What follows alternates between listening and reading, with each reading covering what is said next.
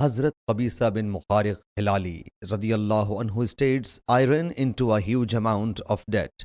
So I entered the presence of Allah's Apostle sallallahu alaihi wasallam so as to beg from him regarding it. He sallallahu alaihi wasallam said, stay with us until charity reaches us. So we will issue orders to dispense you of it. He sallallahu alaihi wasallam then said, O Qabisa, it is not permissible for anyone to ask for something save three people.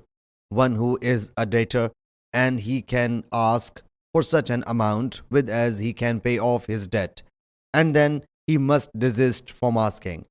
Second, whose property has been smitten by some unforeseen catastrophe and gets devastated, so he can ask for such an amount with as he can subsist.